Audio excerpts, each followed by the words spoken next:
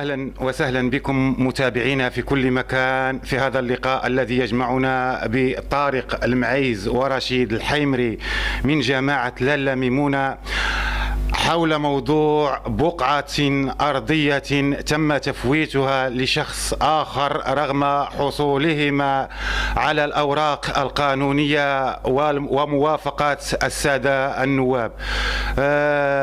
سي رشيد أهلا وسهلا بك. مرحبا سي عيسى، مرحبا بك عندنا اهلا وسهلا بك عندنا. يمكن لك تحكي لنا يعني كيفاش تم تفويت هذه الارض هذه لشخص اخر رغم حصولكم على الموافقه من الساده النواب ورغم حصولكم على كل يعني الشروط القانونيه لهذه البقعه هذه؟ بسم الله الرحمن الرحيم. احنا البارح في الصباح تفاجئنا بان هذا الشخص مشى كيسيج البقعه الارضيه. هذيك البقعه الارضيه احنا عندنا لها موافقه مبدئيه من الساده النواب، وجدنا لها الدوسي. فالبقعه الارضيه الا بغيت نشرح لك مزيان، البقعه الارضيه هي هذه جي12 3، هذه بقع خاصه بالمشاريع. هذه البقعه اللي جات حدا الجرده خاصه بالمشاريع، حنا كنا شفناها في البلان داميناجمون ديال لالا ميمونه، ومشينا عند السيد النائب النواب ديال الجماعه السلاليه وطلبناهم باش يعطونا موافقه مبدئيه باش نديروا واحد المشروع تما، مشروع استثماري. عطانا السيد النائب الموافقه المبدئيه اللي هي هذه، هي قدامك موافقه مبدئيه ديال الساده النواب، فيها الاحداثيات، فيها الحدود، فيها كل شيء.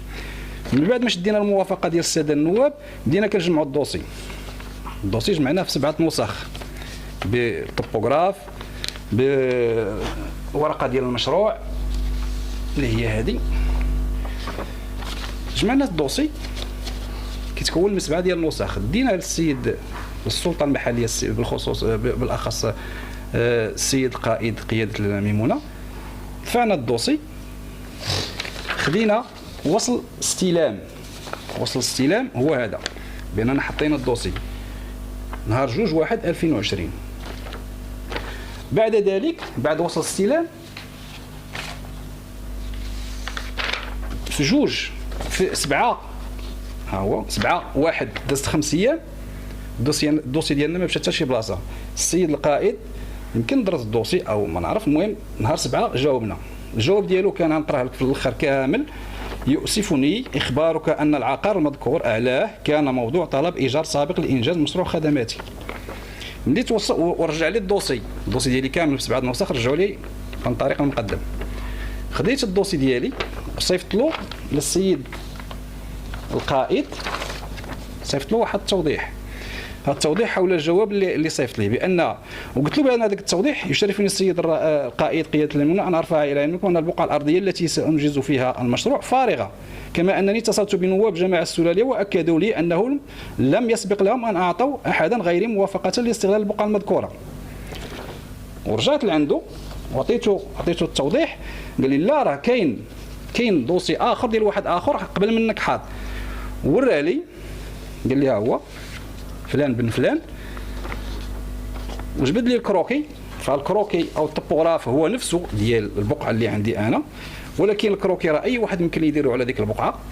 المهم ملي وصلنا للموافقه المبدئيه ديال الساده النواب اللي هي هذه، لقينا بان هذيك الموافقه المبدئيه لا علاقه لها بالبقعه اللي طالب انا، ما عندها حتى شي علاقه.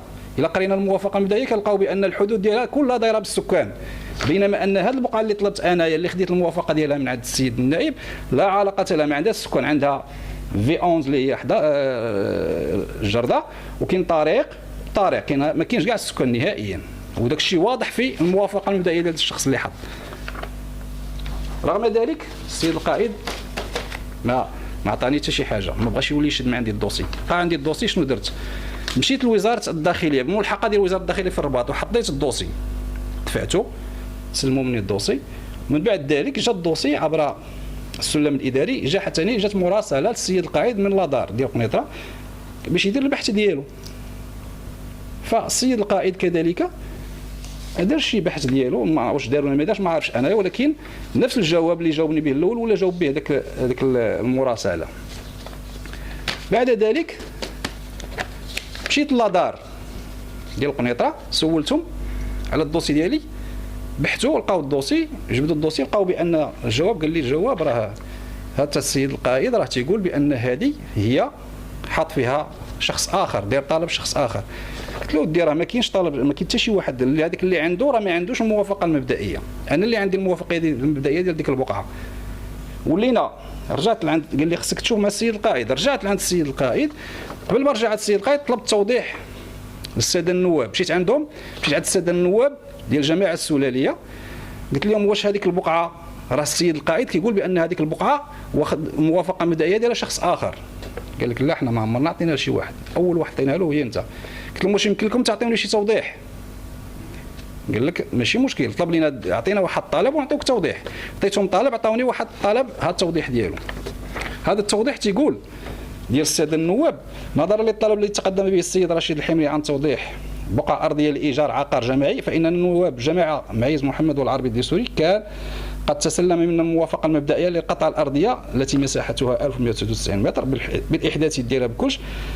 كانت موضوع تسليمه موافقة مبدئية له فقط، معناه له فقط، كاين فيه بأنه عطاوهم لشي واحد آخر بتاريخ 26/12/2019. هذا هو التوضيح، وهذا راه يمكن لي نعطيه لك وتخليه عندك تاخذه كوثيقة. من بعد ذلك ديتها دفعتها حتى في وريتها للسيد القائد، وداك الشيء ما استعجبش معايا، وليت دفعت عاوتاني دوسي اخر في ملحقه ورجع، ما عرفتش لحد الان فين وصل. المهم حنا تفاجئنا البارح في الصباح بان السيد مشى دور على البقعه واخبر اللي تروج بانه تفوتت ليه. انا بغينا نعرفوا غير هذا السيد كيفاش تتفوت ليه، هو ما عندوش اوراق قانونيه، ما عندوش موافقه مبدئيه خاصه بديك البقعه نهائيا. ولهذا انا كنطلب من هذا المنبر اننا بغينا يتجرى واحد البحث في هذا التفويت اللي داز، وحنا ما غاديش نسكتوا. حنا ضروري حنا كنطالبوا دابا باش يكون واحد البحث، ومن بعد غادي ما تعطيناش حقنا غادي نمشيو للمحكمه الاداريه.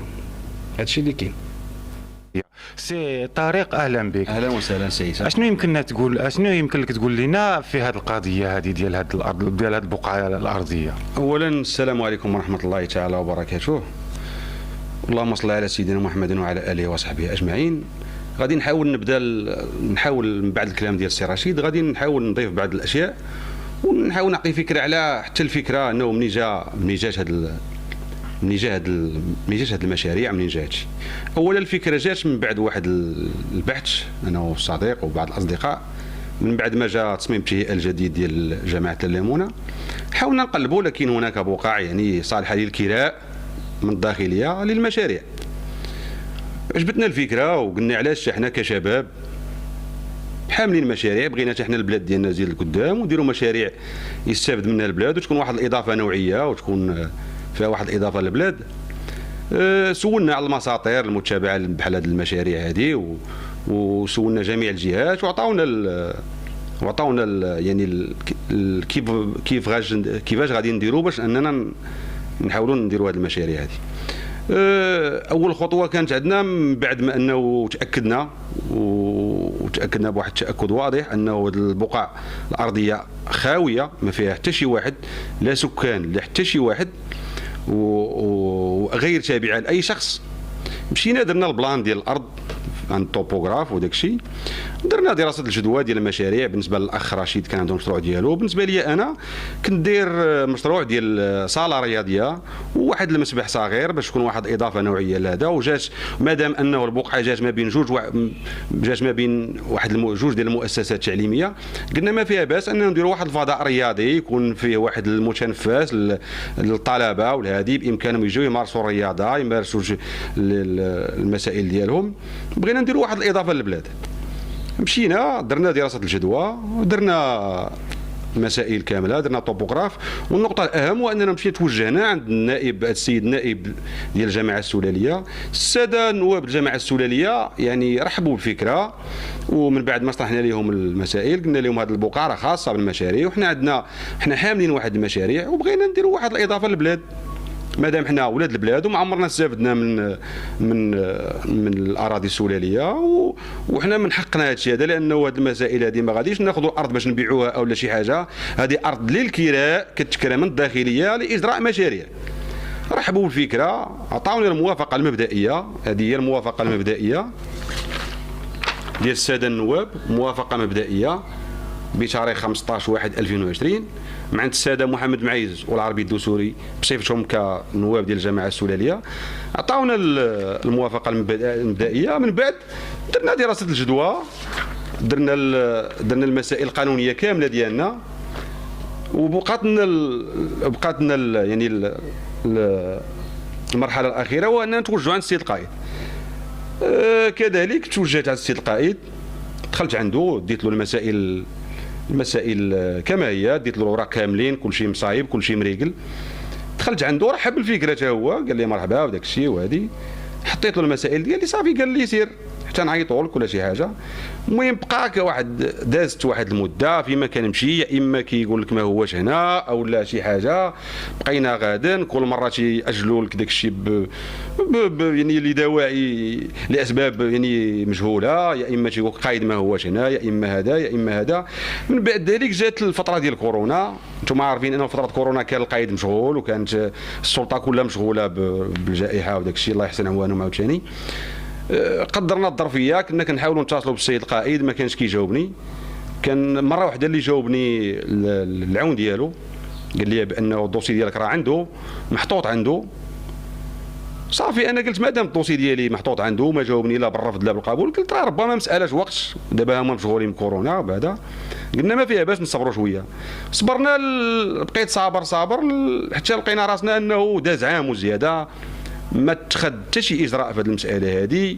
السيد القائد ما اتخذ حتى شي اجراء معنا، ما عيط ليا قال لي هذا ملي كنمشي ما كيخليونيش نتقابل معاه ولا داك الشيء، ما عرفناش الامور فين وصلات. حتى مؤخرا نهار السبت 31/7 كنتفاجئوا صباحا انه واحد الشخص لا داعي لذكر الاسم ديالو، هو معروف من ضمن واحد المافيا ديال العقار في الليمونه اللي ولات مسيطره على كل شيء، اللي ولات مافيا عندنا في الليمونه، مافيا العقار، نظرا لانهم كيتوفروا على السلطه وكيتوفروا على المال حنا ما تعلمناش هذا الشيء، حنا تعلمنا المعقول وتعلمنا ملي كنبغيو نمشيو لشي دار كندقوا في الباب وكندخلوا، قالوا لنا مرحبا كنزيدوا، ما قالوا لنا كنوليو بحالنا. هي هذه كنتفاجئوا انه جا كيحفر الساس في هذا القطاع بثلاثه في الجيدوز كامله. بقينا كنستفسروا كيفاش جاو، قالوا لنا بانه هذا السيد هذا مشى للداخليه وكرا الارض وكراها وجاب ورقه ديال الكراء. فاحنا استعجبنا حقيقه، ما فهمناش كيف يعقل انه السيد جاب ملي كيدارسناهم، ملي جاتو الموافقه ديال النواب، ملي جاتو ما فهمنا حتى شي حاجه. ملي بقينا كنبحثوا انه لقينا شي مسائل اللي انا بالنسبه لي غادي نطرق ليها، وهي واحد المسائل اللي ما تفهمتليش كاع. اولا هذه البقعه هذه كانت بقعه كبيره سميتها الجيدوز، كانت فيها 4000 متر، ومن بعد كانت تقسمات ثلاثه، الجيدوز 1 الجيدوز 2 الجيدوز 3. فعليها حنا بنينا على دوك القطاع اللي تفرقات. ملي بنينا عليها من بعد ما خدينا اوراق كنتفاجئوا انه من بعد ولات جمعات ما بقاش مفرقه، ولات غير الجيدوز. فالتساؤل اللي كنتسائل انا كي داير تقسمات، واش هذا الشيء هذا واش المصلحه التقنيه بالجامعه ديال الليمونه ما عندهاش علم بهذا الشيء؟ واش انه بقعه تابعه للجماعه ديال الليمونه والجماعه السلاليه كتقسم وكتفرق وكتولي تجمع والمصلحه التقنيه ما عرفاش هذا الشيء هذا؟ انا كنظن انه هذا الشيء ما يمكنش يمر بدون واحد التواطؤ ديال بعض الجهات. حنا بغينا تفسير ديال هذا الشيء هذا. حنا درنا المساطير القانونيه ديالنا، درنا المسائل القانونيه، بغينا نكريو هذه الارض هذه كراء قانوني من الدوله باش نديروا فيها مشاريع استثماريه، ما نشدوهاش نمشيو نبيعوها او لا غادي نديروا فيها شي حاجه، غادي نديروا مشاريع استثماريه اللي غتنوض بالنفع للبلاد. ما بغيناش حنا واحد المافيا تبقى مسيطره على البلاد كامله. حنا كشباب، ومن بعد الخطاب ديال صاحب جلاله العام اللي فات انه كيحث الشباب انهم يديروا فرص ديال العمل، انهم يخدموا، وانه الجماعه السلاليه تساندهم باش تعطيهم بقع بان يديروا مشاريع ديالهم. حنا بغينا نخدموا حتى حنا غير جالسين. حنا عندنا استثمار، غادي نخسروا فلوسنا جما وغادي نحطوا فلوسنا باش البلاد تزيد لقدام، نديروا مشاريع اللي ما بغيناش واحد اللي يجي يدير كراجات ويبنيهم ويكريهم وداك الشيء. حنا ملينا من المافيا العقار في الليمونه. حنا بغينا بغينا واحد التفسير. وثانيا وفي الاخير ملي وقع هذا التسربيك كامل انا شنقول انا كان بالاصدر وبالاحق انه هذيك البقعه ما تكونش كاع فيها مشاريع.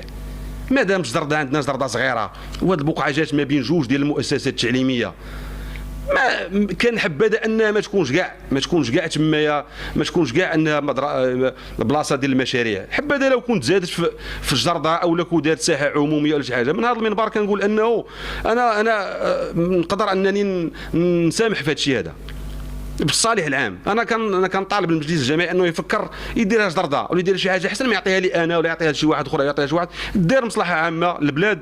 وفي الاخير كنشكرك السي عيسى وكنشكرك انك جيتي لعندنا وعطيتينا من وقتك لانه بصح حنا عانينا من هذه المساله هذا. كتحس بالحيف وانت ولد البلاد وكيجي واحد من المافيا ديال البلاد وكيدي اللي بغا وكيدي هذا، وكاين جهات اللي كتعاونوا وحنا ما عندنا حتى شي حاجه. انا راه صافي من غدا نسمحوا في هذا الشيء هذا. حنا ما كنعرفوا ندابزوا، ما كنعرفوا نديروا شي حاجه، ما كنعرفوا نديروا والو. حنا ما عندناش غرض بالراس وبغى يديها الله يسامح له فيها. ولكن انا كنطالب حتى من المجلس الجماعي يحاولوا يديروا مبادرات. هذيك الارض هذيك ما دامت خاويه ما نديروهاش المشاريع، نديروها نزيدوها في الزرده، نزيدوها في شي حاجه، وحنا من نفسنا حنا مسامحين فيها. وفي الاخير كنشكركم وكنشكر جميع المتتبعين، وسمحوا لنا ان كنا طولنا عليكم، والسلام عليكم ورحمه الله تعالى وبركاته. إلى هنا نكون قد نقلنا لكم هذا اللقاء. دمتم في رعاية الله، والسلام عليكم ورحمة الله تعالى وبركاته.